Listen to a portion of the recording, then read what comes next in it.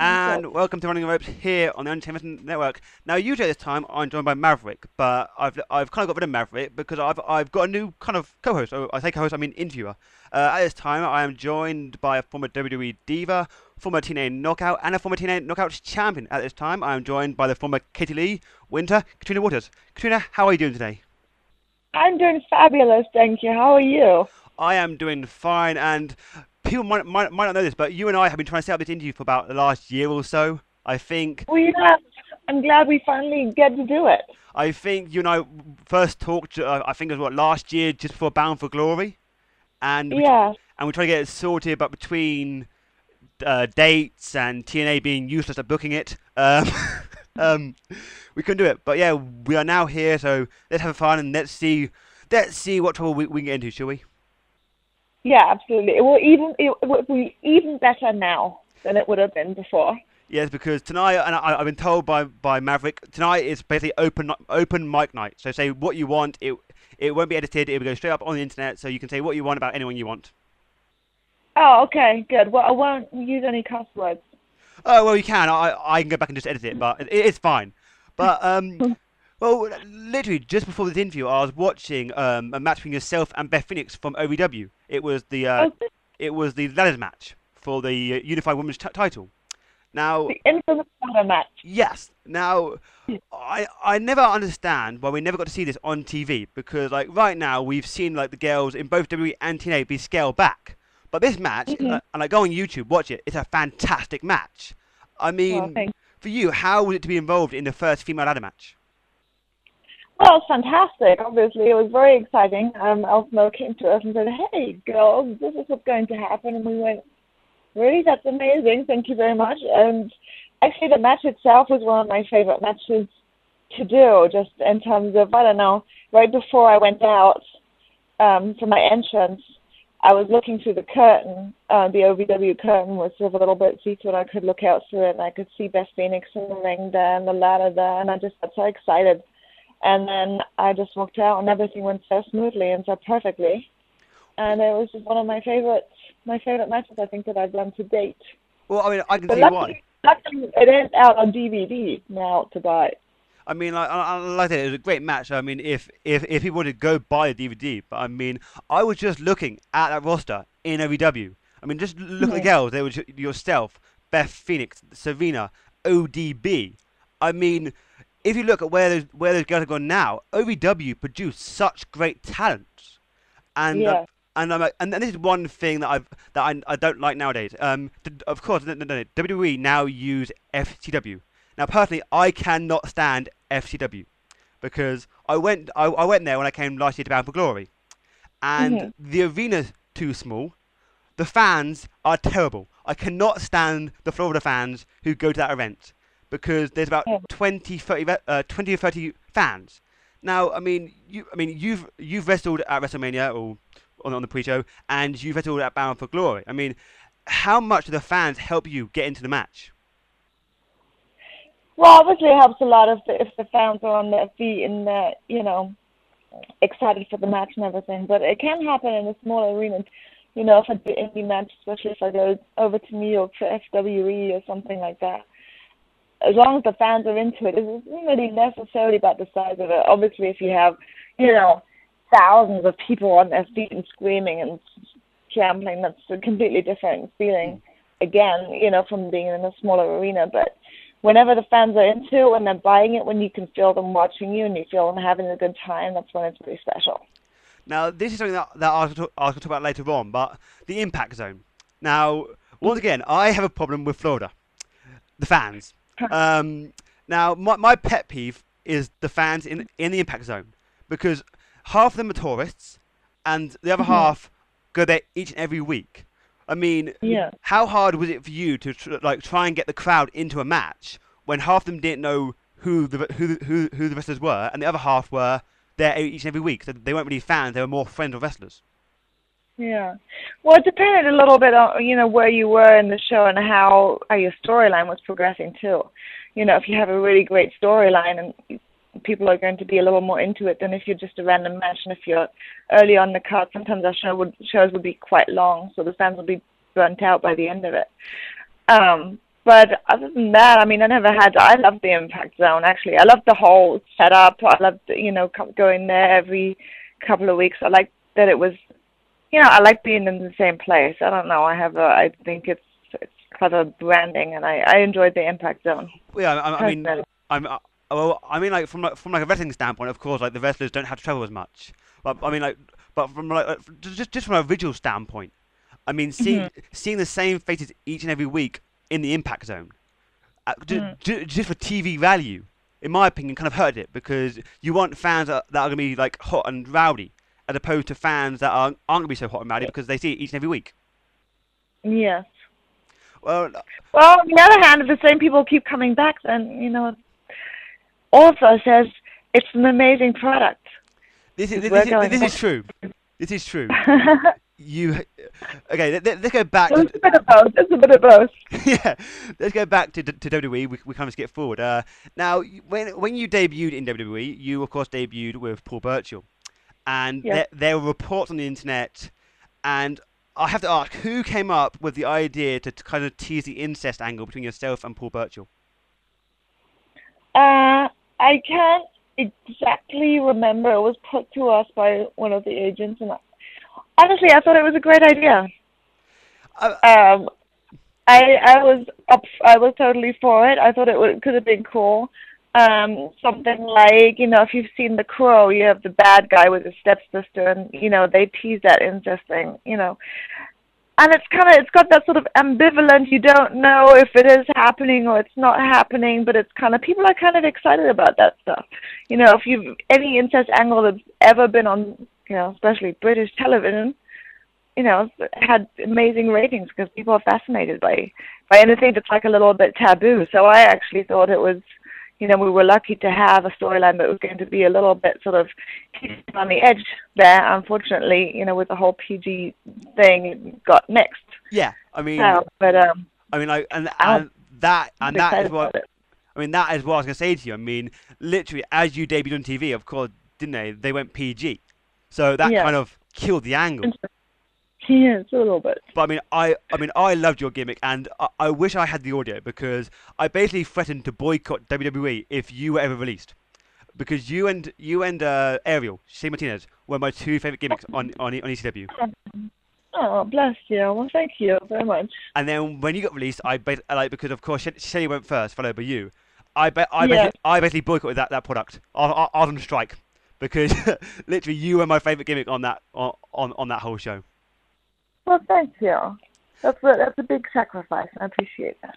Now, like, I bring up ECW, of course, the WW ECW. Now, Yes. yourself and Paul engaged in a feud with Shane Helms. Now, this feud was fun and good, but it Uh-huh. never kind of went anywhere. It never actually finished. It never. It was Right. kind of like they never actually booked an ending to the storyline. It was like each week you come out and wrestle him again, wrestle him again. Like, were you ever told of the actual payoff for that storyline? No, I wasn't really told anything. I mean, I pitched a storyline, for that same angle that I thought was infinitely more clever than what they had for us. But I mean, there wasn't ending with us because we had to leave ECW and then Yeah. we came back with a mask, and I thought that was actually really clever and really funny. So I enjoyed that greatly. And then, that was that Now, was that. what was that storyline that you pitched? Because I'm interested now. What was this thing that you pitched that would have been better than the storyline?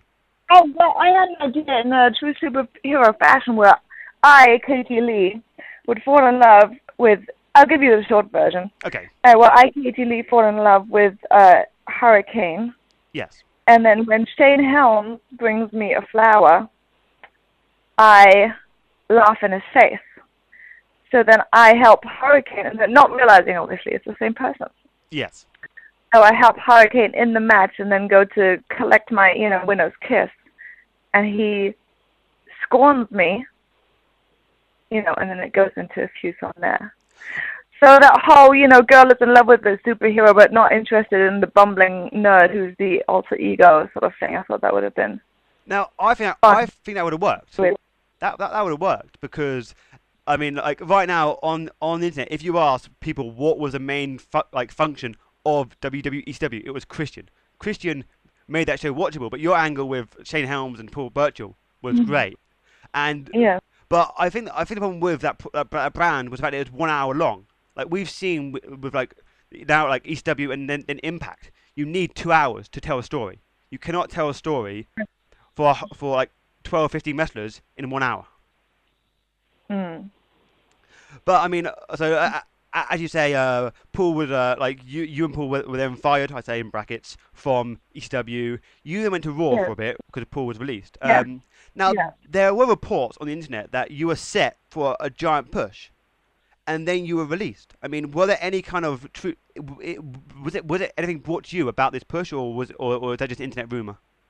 Well, I only heard it on the internet too. Then again, it wouldn't be for me to say whether it was a rumor or not a rumor because I would probably be out less in the loop than a lot of people that are writing things on the internet, to be honest with you. Yeah, I I mean, don't really have the inside scoop on a lot of things. I was the last one to catch up with the gossip, so I really have no idea. I mean, they told us, yeah, you guys are going to Raw, so I figured something was going to happen, but well, that's a shame because, like, personally, and I'll say it on audio now. WWE screwed up big time when they released you because, like I say, your gimmick was great. You're a great wrestler, but at so that thank you. time, of course, they're going PG, and I think as Marie said it to me in an interview one day, she was too sexy for TV, and I think in the same way you were. I mean, because you are not the Oh, typical diva. You are, I would yeah, say, the anti-diva, a bit like Paige, who's now in FCW. In fact, I right. think I think you and Paige would make a great faction, kind of being the anti-divas. Yeah, I Maybe can see that. because of course she's like got the black hair, dark look. You you Yeah, you have that. Maybe yeah, true. maybe that's an idea we should like get started on. Should we start on the internet and see how far it gets us? Um, so after you leave WWE, you go to TNA, and Yeah. you get this storyline with Andy and Love, where you're there, you're not there. Whose idea was that? Because that was a fantastic idea. Well, that was Vince Russo's brainchild, I believe. At least it seemed, yes, I would say. Wow, you said that right now. I can hear a ton of people on the internet crying because you praise Vince Russo. Vince Russo is. I love Vince Russo. I think Vince Russo is extremely creative. I think he likes to think outside of the box. I think he understands television and that wrestling television just doesn't always have to just be wrestling.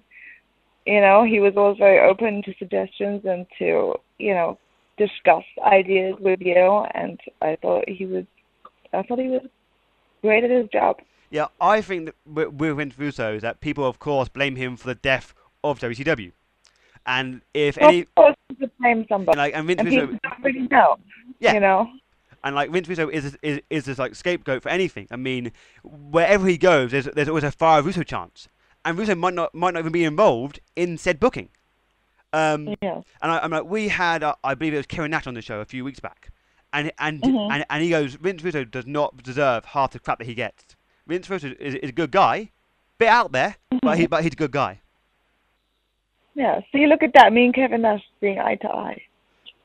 Now that, well, height wise, no. Well, not height wise. That's true. Now, Actually, none of those. I bring up the storyline with Angelina Love. Now, the fans love this storyline because it was kind of teased, like you were drugging her, and then it kind of teased into like a lesbian storyline, kind of, Uh-huh. and then she was undrugged. I mean, to you, what was explained about her being drugged then undrugged, being a zombie? Well, it's like lingering effects. Yeah, You know what I mean? It's like when you take a drug a lot, that certain parts of your brain will assimilate to the effects of the drug, yeah, to where it might alter you and change you forever. So, seeing as I was drugging Angelina and putting her under my hypnotic spell, eventually it so happened that her brain altered its chemistry in tune with the drugs, yeah, with the influence of hypnotics, and obviously she eventually had to respond to the undying, timeless love that existed between us since the beginning of time. Yeah, I mean, like I said, I love that. I loved it to bits. But you know, the internet fans, they will not be happy unless they know every detail. And once, I mean, and because it was never explained on TV, what you said to me about the whole drug, like staying in her brain, the fans were like, Yes. this makes no sense. And that, I mean, that's one problem with the internet fans. They are so demandingly annoying. And Hmm. I say that I'm a part of the IWC, but there are people that are too extreme in their opinions, and Right. I believe they're called keyboard warriors. But that's a different story for a different day. Um, Key, now, keyboard what? keyboard warriors. Keyboard warriors. Oh, okay. Yes. Um, Okay. now, like I said earlier in the intro, you are a former Knockouts champion. Um, Yeah. now, what from like of course last year I went to Battle Glory and I saw you drop the belt to wouldn't it love no wouldn't it win it was Velvet Sky in the end. But before that, you dropped the belt to Mickey, then won it back. Mhm. You had Yes. 18-day title reign. Now Hmm. that upset the fans. I mean, what were your thoughts on the 18-day title reign? Well, honestly, since we're being honest here, I thought it was kind of pointless, the whole switcheroo in between. Yes. Sometimes it's worth just building the storyline, just building it with one person having, the championship for a little longer. The same thing happened when Velvet won it. It was built up so much like she was the top babyface, and finally, and she'd never had a title shot, and finally she won it, and then she dropped it immediately, and I thought that was kind of weird. Well, I mean, like You you, know, I mean, you're right. told better I mean, yeah, if she then had a proper long drawn out feud with the next person to try and get it. I mean, you're right. I mean, if you had like, if you didn't drop the belt to Mickey in the 18 days, and you had a longer title reign, as you said, it would have been the babyface Velvet Sky finally dethroning the evil Winter. But because you dropped it Yeah, to Mickey James, it's like, well, Winter's just won this. Winter has no yeah, kind of evil power per se. She's just won the belt, and now she's lost it. yeah, I agree. And like you bring up Velvet Sky then dropping the belt to Gail Kim. Now, Hmm. Gail Kim on the internet, people either love her or hate her. Um, People have been saying, and I quote, that since she came into TNA, that whole division has been Hmm. dying because she's so selfish and has such a big ego. What are your thoughts on Gail Kim? Gail Kim is fantastic. I love Gail Kim. She's a fantastic wrestler, obviously, as we all know. She's, a great performer, and she's the most unselfish, nicest person you could have. Just because they've been pushing her the way that they've been put, that doesn't mean that that's what her doing. People want to, be all like come out with these conspiracy theories. Like all of a sudden it's her fault. I mean, she's not writing it. Yeah, you She's just performing it very well. you are. And they want to keep having her hold the title. That's not down to her. It's not because she's selfish. That's the most ridiculous thing I've ever heard. Yeah, like some people on the internet think that Gail Kim kind of has Hulk Hogan power that Hulk Hogan had when he was in WCW, where she has like control over her character. The way I see it is she's being rewarded for being so damn good at what she does by having the belt and being Yeah, pushed. Not her absolutely. not her pushing to get the belt. And Hmm. I don't think some fans really understand that, do they? Well, no, because they want to know what's going on behind the scenes, but they don't know what's going on behind the scenes. So they sort of piece it together, and sometimes, unfortunately, things get made up that are completely untrue. Yeah, the fans see 2 and 2 and make 12. That's what they do. Um, but I mean, one. Well, some, So carry on. some fans, not everybody, obviously. Well, yeah, there are some smart fans out there. Now, one other thing that the fans are kind of upset about is in recent times we have seen the division of the girls just been destroyed. I mean, we've seen girls like yourself, Love, Velvet, just leave the company. I mean, Hmm. you joined the company, what, wasn't it in 2010? Just after, Yeah, and that is yeah. when the company was thriving. I mean, what has changed within the company that has seen this division go from being the main event on one show to being kind of destroyed down to 3 women? Well, I mean, I wouldn't know exactly the inner workings. Besides, obviously, there was a switch in creative team, with the departure of Vince Russo, Yeah. unfortunately. But that aside, I wouldn't know exactly why, decisions like that have been made to, to use the girls less. Because there was a time when the girls there was 2 girl segments on the show, Yeah. every week. And it would be separate storylines and exciting, new things with using most of all the different women that they had. Whereas now it does seem that it's dwindled down to just one storyline and 2 or 3 girls. I mean, which I think, obviously as a woman, I think that's a shame. I think as ratings and fan behavior showed, I think, especially in TNA, there was demand for more women's slots on the show. I mean, and that was one thing that fans loved about TNA, like pre-Hogan. And I know, I'm gonna sound like a bit of a jackass here, but pre-Hogan, the fans loved the women wrestling in TNA and the tag team wrestling in TNA. After Hulk Hogan comes in, that's kind of gone.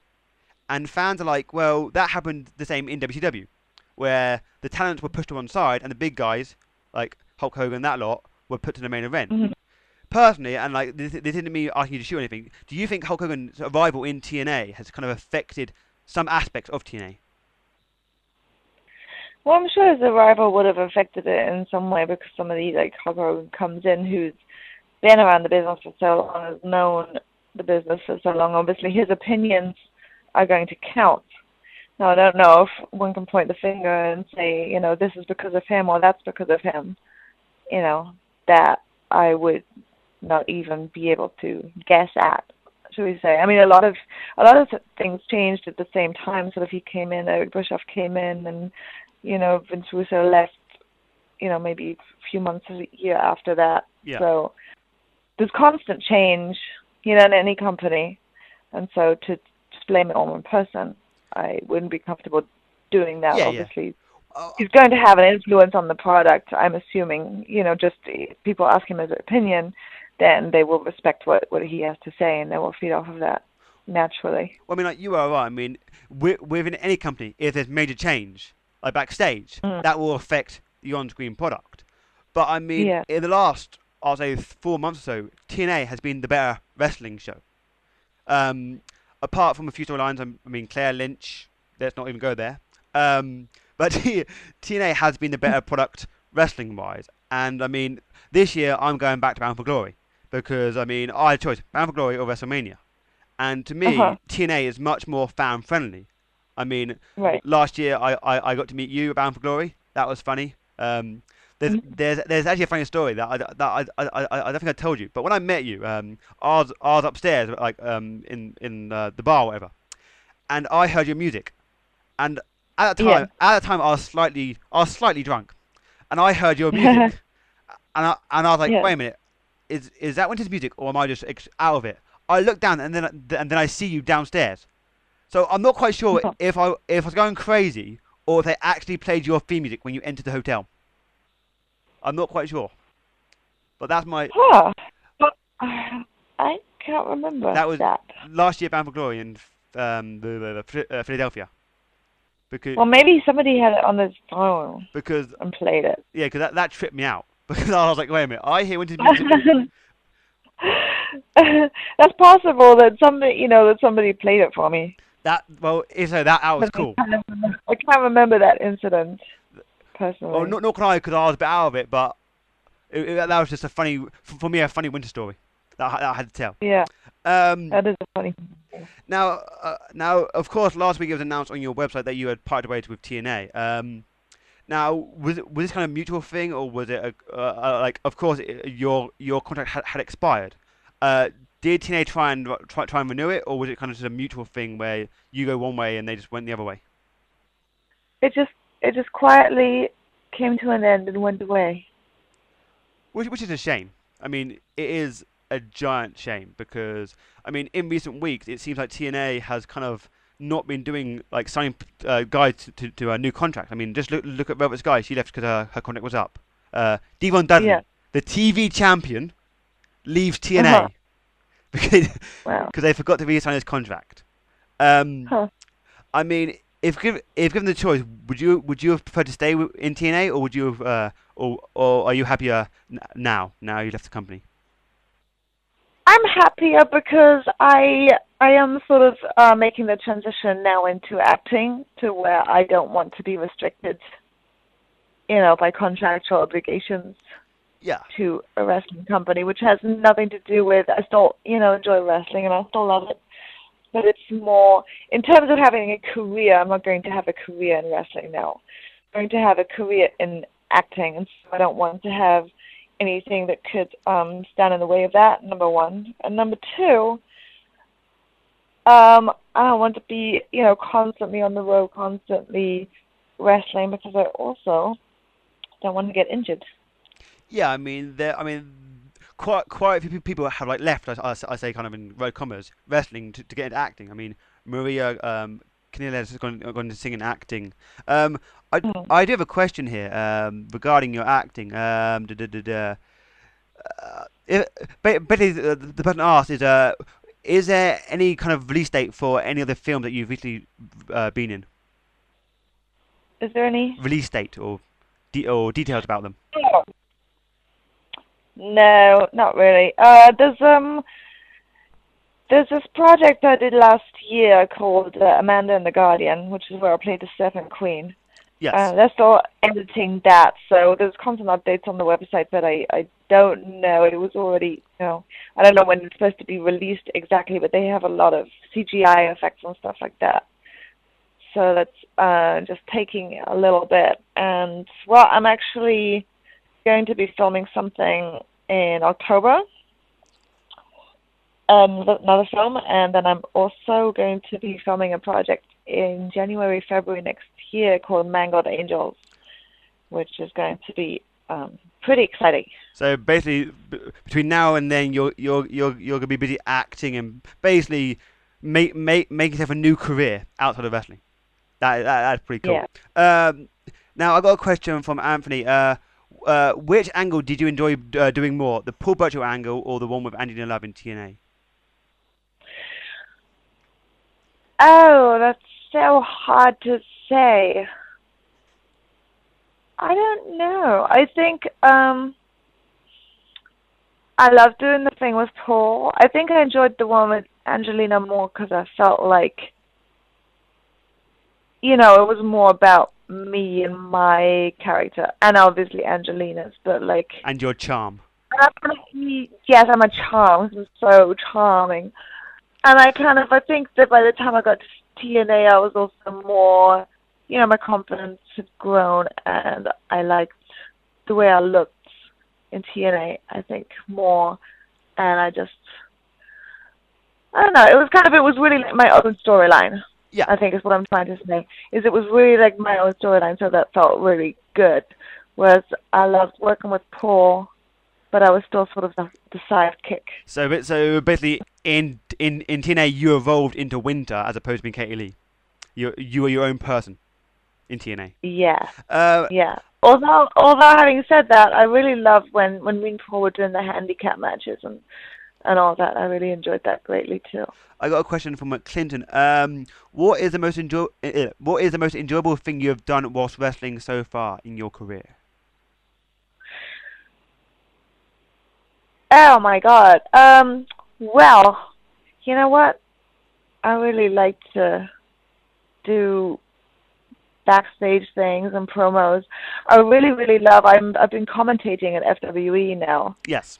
in New York, and I really, really love doing that. Hmm.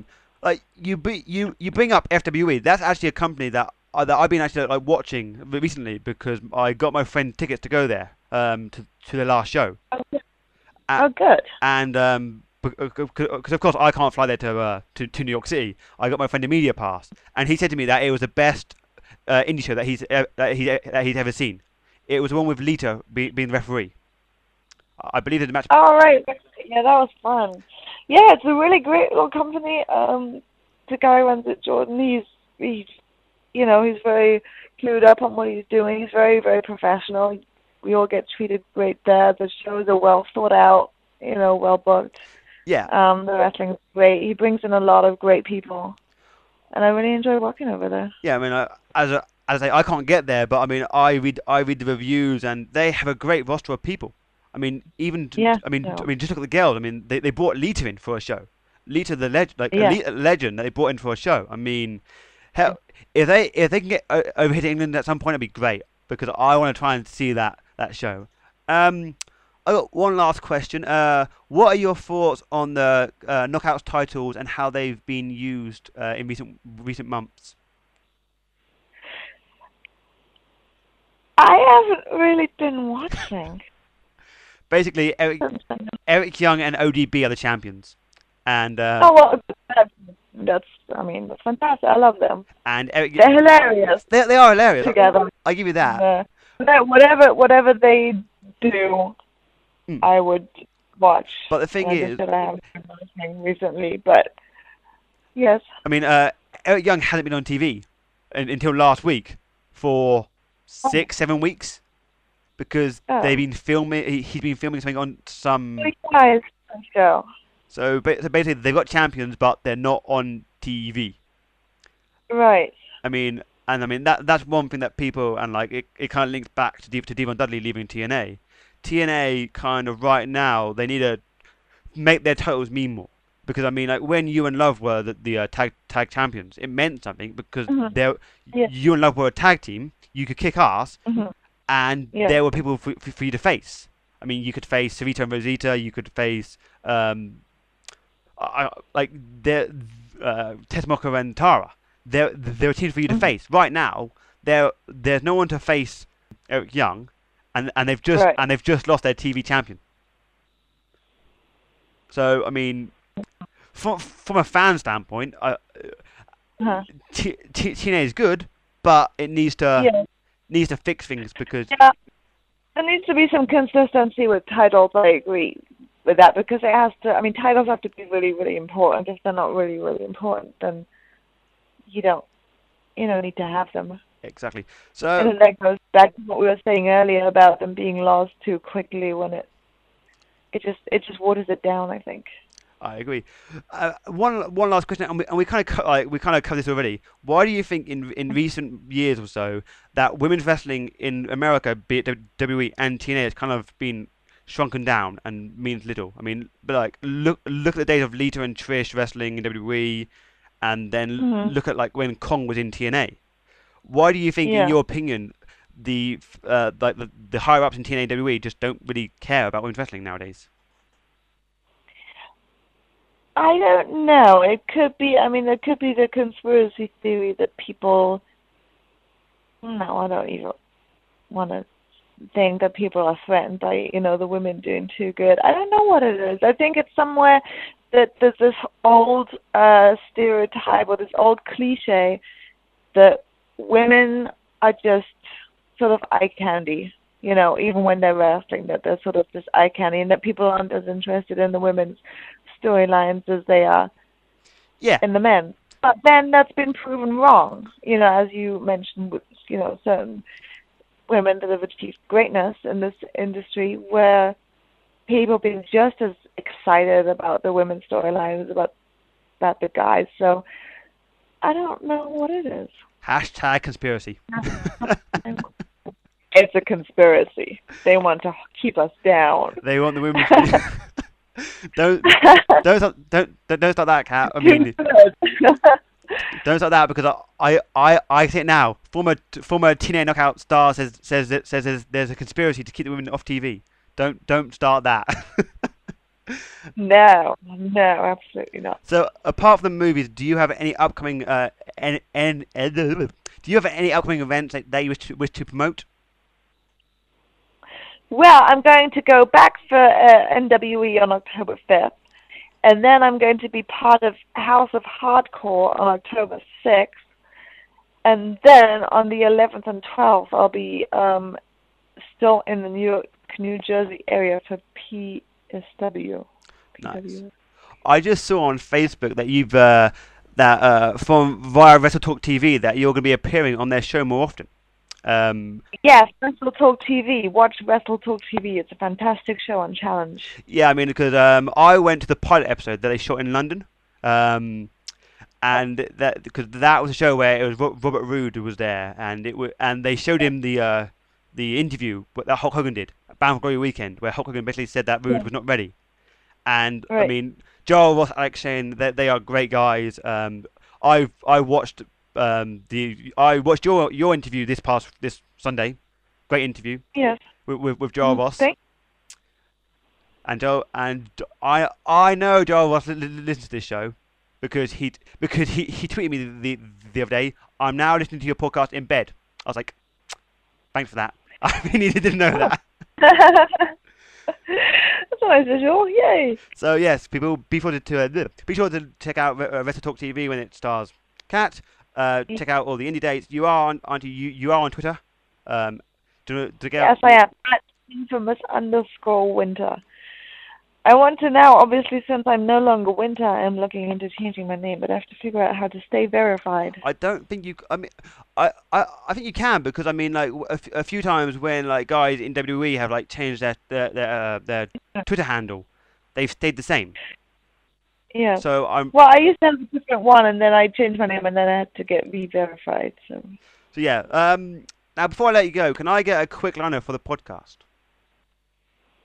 a quick Liner, like liner. yeah. So like Oh, well, like, hi, this is Katarina Waters, aka the artist formerly known as Katie Lee, aka the artist formerly known as Winter, and do listen to the yeah. It's running the ropes on the Unchained run, Wrestling Network.